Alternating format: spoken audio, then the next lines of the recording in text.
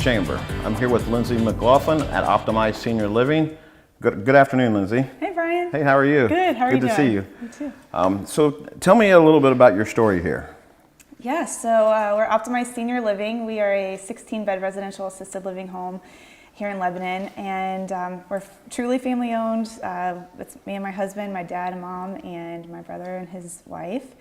And we built it from the ground up and are looking to really make a difference and do something different here for the seniors in our community in a small family-like environment.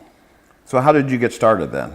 I'm a nurse by trade, and I've always just really loved the elderly, and we heard of this concept out in California, so we did some more education and looked around and realized there wasn't anything like this in the area, and love the small town community feel of Lebanon anyway.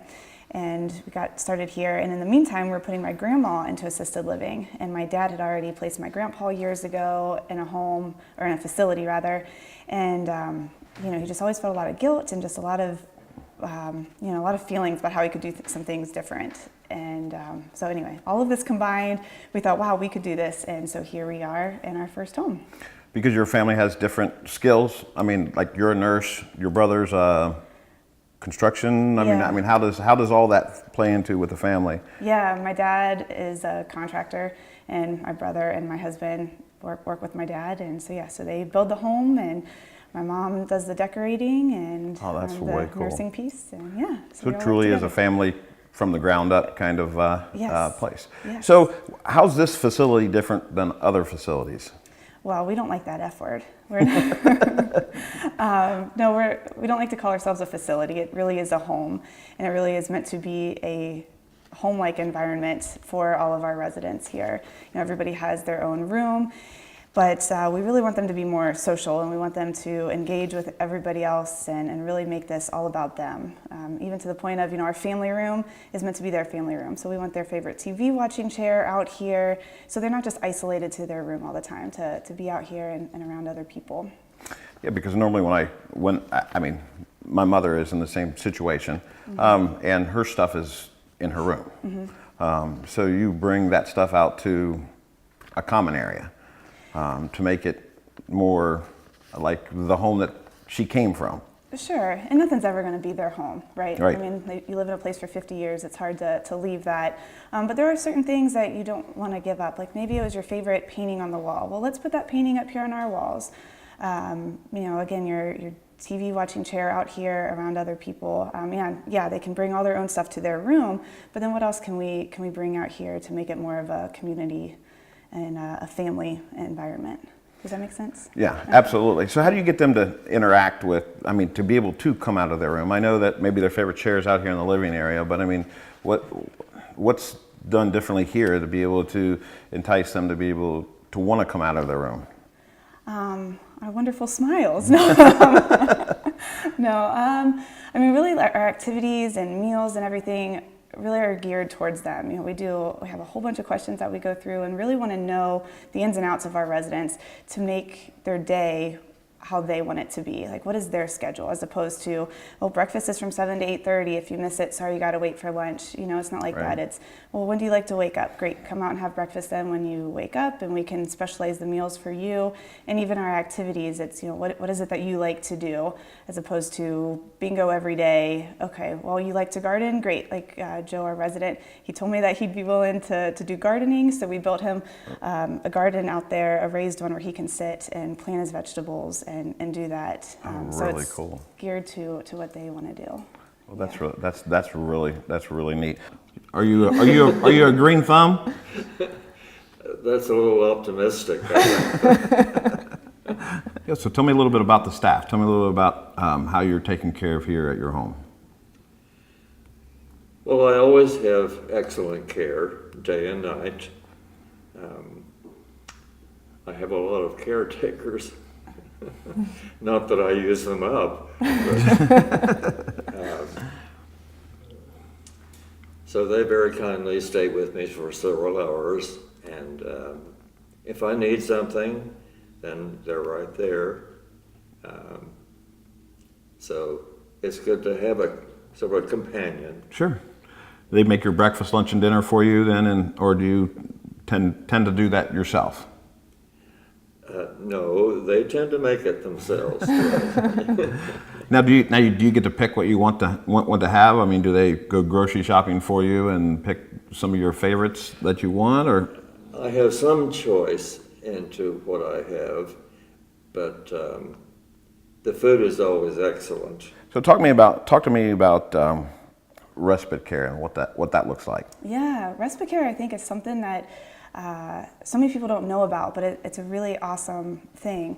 So if you are taking care of your mom, or you're going to visit your mom every day, and you're like, gosh, we really want to go on vacation, but I'm just really worried about mom. I don't know what to do with her, or who can take care of her while I'm gone. Well, that's what respite care is for. So she could come and stay with us for just a week, for a short period of time, and allow us to care for her and serve her during that time. And that's a lot different than what a facility offers as opposed to a home. Now, are there other homes that you have that are, or is this the first one, or the only one like what you offer? Yeah, this is our first home now, and this, like I said, is 16 bedrooms. Our second home is under construction, and we're slated to do 5 of these homes total back here on this land, so it can really be a senior community, and hopefully eventually to have a community center, a little community area back there too, and be able to provide more activities and just different things for the seniors and families here in town. So Lindsay, tell me about your employees here and what do you look for when you're staffing? Yeah, I think I look for something a little bit different. I want them to be very engaged in wanting to truly provide exceptional service to our residents and be a part of our family and our team here. And also be a good cook and be wanting to cook for people.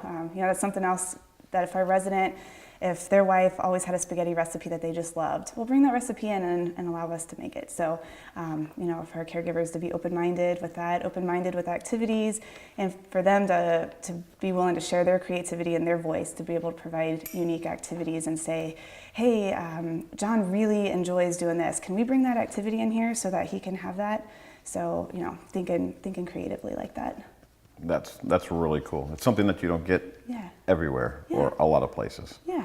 So Lindsay, the process. So if I want my mom to move in here and I call you on the phone, what's the process of being able to have her move into her new home?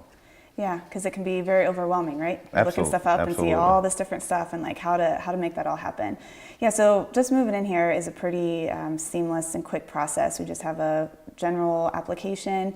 We can do the assessment and everything once you would bring her here.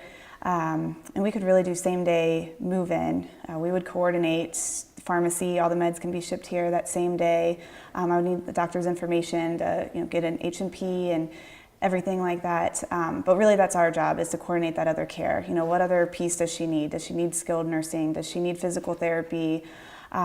Is there long-term care insurance involved? All those different things. We have plenty of resources, allow us to kind of work with you and help you out through that maze of coordinating. So you do a lot of the legwork for the families. Yeah. So the families don't have to worry about doing a lot of that themselves, where you can do that because that's what you do for a living. Yeah, or it can connect you to the right person. Yeah, absolutely. You brought up skilled care and therapy, like physical therapy, speech therapy, occupational therapy. Is that all that stuff? Is that done here, or is that done outside of here? And do you bus, or how does that work? Yeah, so we are non-skilled. We do med management, but we are a non-skilled place. But that skilled care can come into here. For example, like physical therapy, occupational therapy, again, that skilled nursing piece, if there's, they can come in here. So all they that don't have to leave here. their home. Yeah, we even have an in-house doc that can come here, podiatry, all of that, yeah. And even massages and hair care can be done here too. That's actually included in our monthly thing. Oh, cool. So they can get their hair done every month or every couple months or whatever in the cost of what it costs for them to live here. Yep, a haircut a month is included, and then 2 massages a month. Yeah. And then I think I don't know if you touched on it or not, but you talked about pay. So how does somebody pay for their time here? Yeah, so it is private pay. Long-term care insurance also works for here. And then there are veterans benefits. A lot of people don't know that, but if you are a veteran or your spouse was a veteran, you can get money. I think it's like up to $1,600 a month or something that can pay for senior living. And the elder law attorneys and stuff can help you with the assets and everything to make that happen. So when somebody calls, do they get you? I mean, are they talking to you? I mean, or is it somebody else that they speak to about? Unfortunately living for here? them, yeah, they talk to me. Well, that's good. Yeah. That's good to know. I mean, sometimes in a larger facility or not a home, you run through voicemails and people and emails to be able to try to get to the person that actually cares about your loved one. I know I personally had some involvement with that and with my mom. So, I mean, it's nice to know that the person that's going to be here and that I'm talking to on the phone is the person that's going to be helping me with my loved one. So that's a really positive thing that you got going on here. Yeah. I mean, I'll be talking to them initially and answering their questions.